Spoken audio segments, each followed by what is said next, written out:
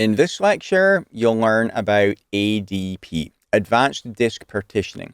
It's an ONTAP feature that allows you to get more usable capacity out of your disks.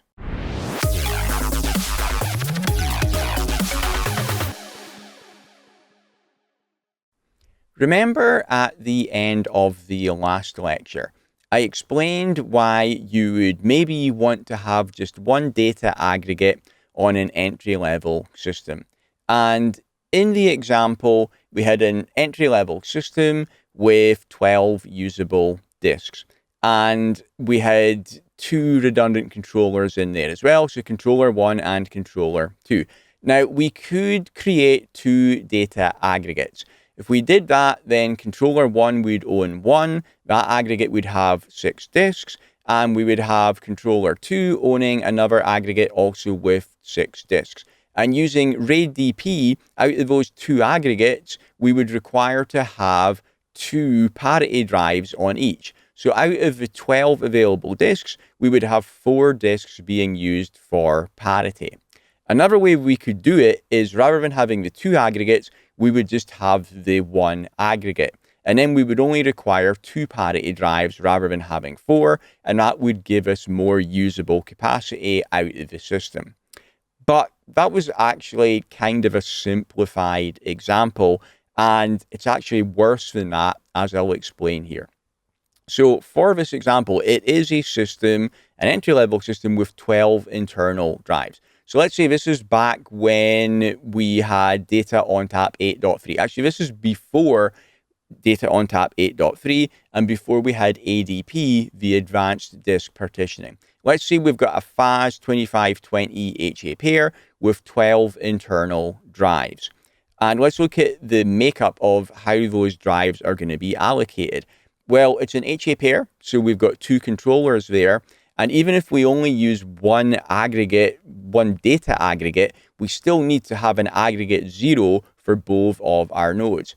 The system information is stored in aggregate 0, and both nodes need to have access to that. Both nodes need to have their own aggregate 0. So out of those 12 drives, 3 drives would be used for aggregate 0 for node 1. Here, we're using RAID DP. For aggregate 0, the minimum size is 3 disks. So we do that, and out of our 12 disks, we've already taken out 3 of them for aggregate 0 on node 1.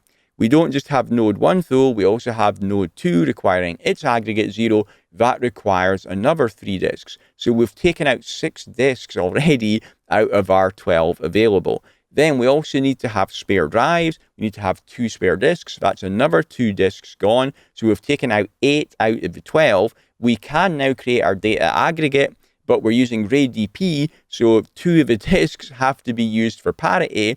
That leaves us, out of our 12 drives, only 2 drives are actually going to be used for user data.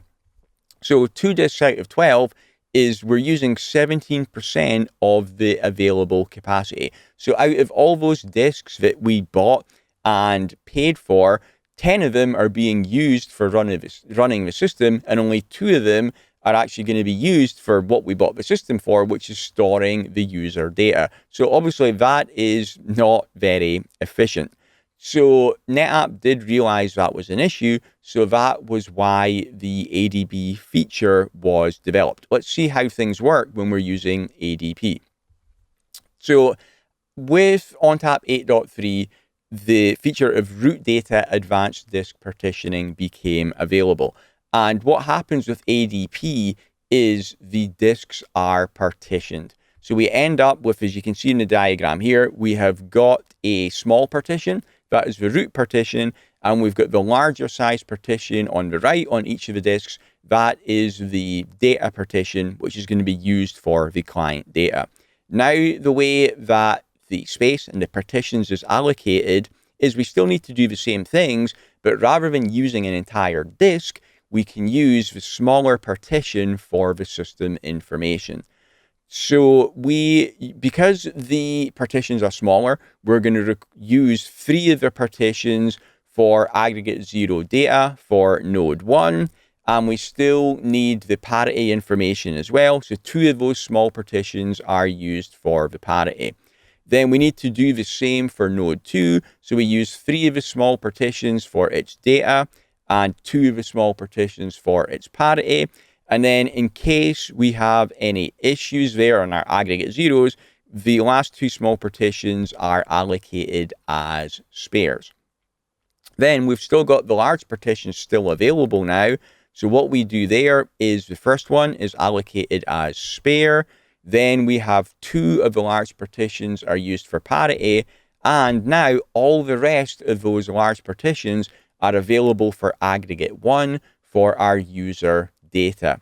So before we just had 17% usable capacity, now with ADP on exactly the same system, we get up to 75% of the available capacity is going to be used for our user data. So that is a much more efficient, a much better number for the users. Okay, so that was root data ADP. That became available in ONTAP 8.3. In ONTAP 9, root data ADP is now available. So with root data, there's the small root partition and the larger data partition. With root data, there's a small root partition, and then there's 2 data partitions, which are an equal size, and they're both larger than the root partition.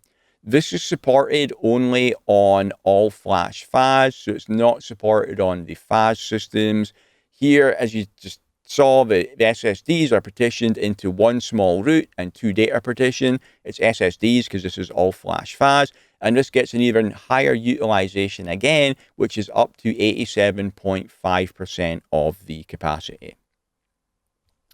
ADP is recommended on entry-level platforms, because on entry-level platforms, you've got less disk space there, so you want to make as best use of the capacity as you can.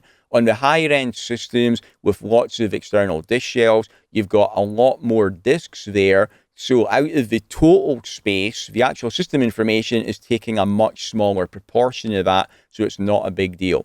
But on the entry-level platforms, if you weren't using ADP, that system information would be using too high a proportion of the available capacity. So ADP is recommended on the entry-level platforms. And it's also recommended on AFF, all-flash FAS. It's not supported if you're using MetroCluster, which we'll be talking about in the data protection section. New systems ship with ADP already configured. So it comes like that from the factory. This is an either on or off thing, so you never need to configure it on new systems now. Systems running older versions of ONTAP, so this is going back quite a ways now, before version 8.3, can be converted to ADP. Remember in the boot process lecture, you saw the boot menu, and one of the options there was to do ADP. So you're not going to have to do that now on any kind of modern system. It's going to have ADP configured on it already anyway. But if for some reason you are working on a pretty old system, you can convert it to ADP. Thanks for watching. If you want to get hands-on practice with NetApp storage for free on your laptop, then you can download my free ebook, which you can see above my head right now. Also check out my NetApp Storage Complete course, which will teach you everything you could possibly want to know about ONTAP. Thanks.